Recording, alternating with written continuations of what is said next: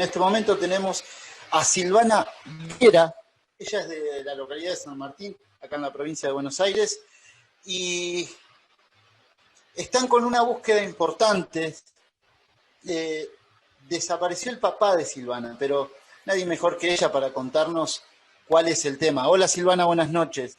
Omar Sarmiento desde Cava, Paula Páez desde Tucumán, Karina Lice Duarte desde la provincia de Buenos Aires y quien te habla también, Claudio, desde la provincia de Buenos Aires. ¿Cómo estás? Buenas noches. Hola, buenas noches. Un gusto a todos. ¿Qué pasó con tu papá, con Roberto? Bueno, mira, mi papá es un hombre de 74 años que vive en la localidad de Marcos Paz, en el barrio Güemes. El día 18 de diciembre, alrededor de las 21 horas, los vecinos lo ven salir en su bicicleta, en una playera verde desgastada. Sale, un vecino le consulta qué hacía a esas horas, porque él no solía salir a esas horas, en realidad él dormía desde temprano, y le preguntan dónde iba. Él le contesta que iba a salir a dar una vuelta porque estaba aburrido. Desde ese momento no se lo vio más. Mi hermana, Laura, que vive pegadito a su casa, él vive solo, pero al ladito de su casa vive mi hermana y siempre está cuidándolo, siempre está acompañándolo. Al día siguiente, el día 19, el sábado, alrededor del mediodía, fue a verlo para ver el tema de la comida y de la medicación, y él ya no estaba. Pensó que había ido a hacer unas compras, porque él solía hacerlo, ir alrededor del barrio. Ya para la media tarde empezó a preocuparse porque no estaba en su casa y empezó a comunicarse con los hijos más cercanos.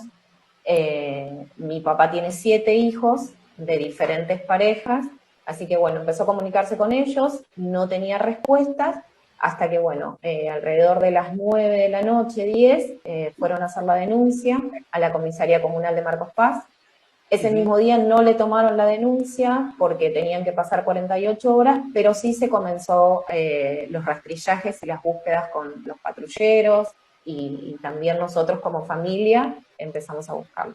Desde ese día no tenemos ni una sola pista de mi papá. ¿Pudieron ver algunas, la policía en la búsqueda o después, digo, ustedes preguntaron algunas cámaras de seguimiento por donde pudo haber ido tu papá? Porque Marcos Paz tampoco es tan grande. Mirá, hay algo que nos juega en contra en Marcos Paz, que es el campo abierto. Marcos Paz es una zona de cría de ganado y de agricultura. Muy rural. Claro, muy rural. Exactamente, es muy rural. Tiene una parte de ciudad, claramente, que creció en los últimos años, pero hay mucho que abarca la parte de campo. El único dato que tenemos es que se hicieron 4 rastrillajes. En uno de ellos, el primero, que se hizo al 4.º día de la desaparición de mi papá, uno de los canes, que busca rastros de personas vivas, encontró un rastro más o menos a 2-3 kilómetros de la casa de mi papá, que se dirige hacia un campo. El rastro de mi papá queda ahí. Lo que nos dicen los investigadores es que los rastros que encuentran los canes es a pie. Por tanto, mi papá supuestamente llegó hasta ahí caminando y después seguramente ha subido a algún automóvil, algo que obviamente no puede seguir el perro. Y nada, ese es el único rastro que tenemos seguro, porque obviamente el perro no se equivoca. Y a partir de ahí se hicieron 3 rastrillajes más, con canes, a pie, con toda la policía de Marcos Paz, que la verdad se están portando excelente, están haciendo muy bien su trabajo. La fiscalía, nosotros hicimos la denuncia y el caso está en la fiscalía número 3 de Mercedes. La ayudantía de la Fiscalía de Marcos Paz también está trabajando muy bien, pero bueno, no tenemos ningún dato de mi papá. No hay nada. Perdón, Silvana, un gusto saludarte. Mientras comentás esto, estamos viendo en imagen justamente la foto de tu papá, donde, bueno, ahí es algo que nos has compartido y que, por supuesto, si alguna persona sabe algo o puede reconocer este rostro, quizás cruzándolo en la calle, estamos hablando esto de en la zona de Marcos Paz, ¿verdad, Silvana? Sí, es la zona de Marcos Paz, pero mi papá es un hombre que tiene 74 años, tiene diabetes del tipo 2, está medicado con metformina, y nosotros tenemos como hipótesis de que haya sufrido algún tipo de shock, puede ser de baja de azúcar no sé, le hayan robado o algo haya pasado, y eso le produjo falta de memoria, porque la realidad, otros síntomas o características parecidos no nos demostró a nosotros como familia, como Alzheimer o características de Alzheimer o demencia. Previamente no tuvo ningún incidente. No, nada. Es más, él estuvo una semana antes, estuvo conmigo en mi casa en San Martín, estuvimos juntos y él estaba bien, estaba un poco triste por el... ¿Algo que le haya comentado, una situación, un problema, algún problema con Mira, él lo único que me dijo a mí acá en mi casa fue que él se sentía muy triste porque no veía a sus hijos y a sus nietos. Pero claramente esto tenía que ver con la pandemia. Él estuvo todo el 2020 casi solito porque él tiene muchos nietos, tiene sus hijos, y la verdad es que la mayoría no pudimos ir a verlo con este tema de la pandemia, y él no entendía mucho esto de la pandemia, él me decía que era mentira, que eso no estaba pasando. Entonces le dije, sí, no, me dice, eso es mentira de los políticos, me decía. Como que no llegaba a entender lo amplio y peligroso que es esto de la pandemia del coronavirus. Y entonces se sentía muy triste por esta situación.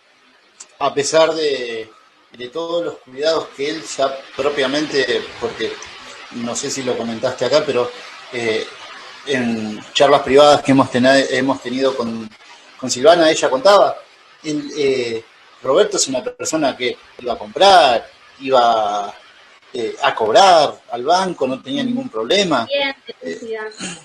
Claro, no, lo que hacíamos últimamente, bueno, con esto de la pandemia, lo que se hizo fue que mi hermana, Laura, que vive al lado de la casa de él, primero iba él a cobrar, porque él quería ir a cobrar la jubilación, viste que los abuelos siempre quieren eso. Bueno, llegó un momento que nos asustó bastante, porque esto de la pandemia ya había mucha gente en el banco, los horarios no coincidían, bueno, entonces lo que pedimos, y aparte también porque un día perdió su plata, entonces que le hicimos entender es que, bueno, papá, tenés que dejar que vaya uno de nosotros a cobrar. Bueno, ahí claro. Empezó a ir a cobrar a mi hermana y le daba el dinero a él para que pueda manejarse. Lo que sí hacía era ir a comprar a los negocios de alrededor de la casa, poquitas cuadras iba. Entonces, 6 cuadras como mucho, y entraba tal que conocía, pero ese recorrido no lo... Claro, y es muy paradójico, ¿no? Porque siendo un lugar que se puede, a ver, no hay tanta población, una persona, él es de ahí, él es de Marcos Paz. Ya, no, él nació en Córdoba, se fue a vivir a La Pampa, mucho tiempo vivió en Ameguino, se crió en Ameguino, es más, tiene a su hermano, a sus sobrinos, tiene gran parte de su familia primaria la tiene en Ameguino, y nosotros pensábamos de alguna manera que capaz en esto con esta hipótesis de que pudo haber olvidado algo, los abuelos lo primero que hacen es volver al principio de su historia. Sí, entonces, por eso también empezamos como a expandir la búsqueda hacia esos lugares, hacia Ameguino, Junín, Villegas, bueno, todos estos lugares que él podría haber llegado, no sé, a dedo, que de otra manera no creo que pudiera haber ido para ese lugar. Esa es una de las hipótesis. A ver, y él es una persona conocida ¿En Marcos Paz? Sí. Mirá, en Marcos Paz sí lo conocen varias personas, porque él fue, por ejemplo, remisero en algún momento. Claro, bueno, la realidad es que pasó más o menos 2 años, el 2019, él tiene un accidente en la bicicleta, se cae y se queda en su casa porque le dio un poquito de miedo.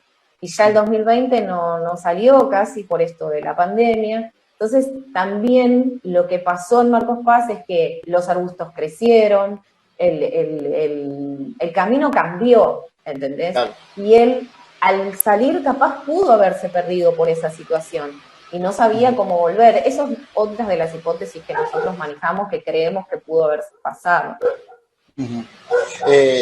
Bueno, todos aquellos que, muchísimas gracias en verdad por confiar en nosotros, por contarnos esta historia, que le doy muchísimas gracias a Natalia,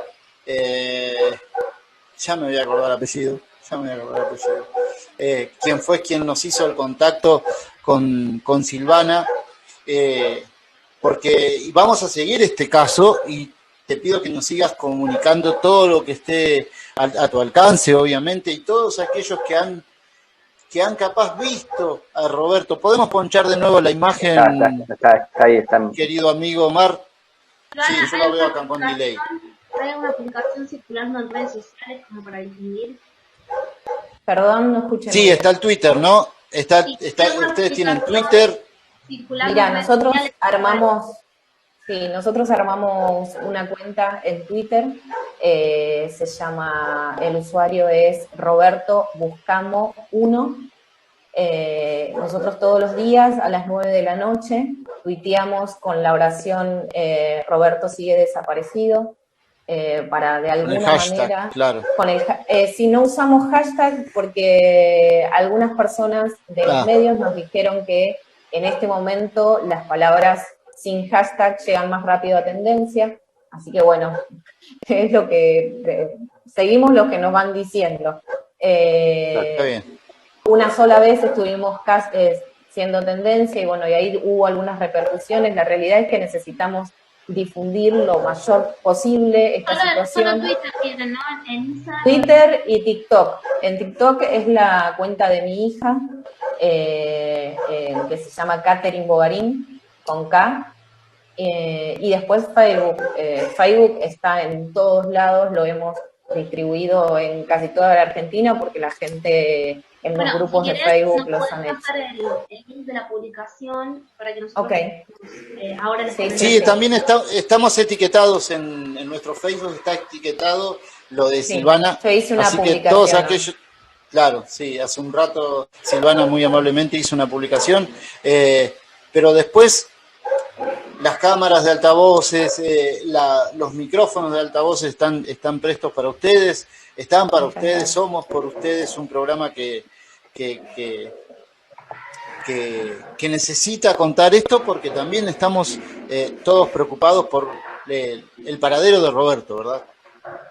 Muchas gracias. La verdad es que nosotros necesitamos la mayor difusión posible, los medios de comunicación masivos no nos están escuchando.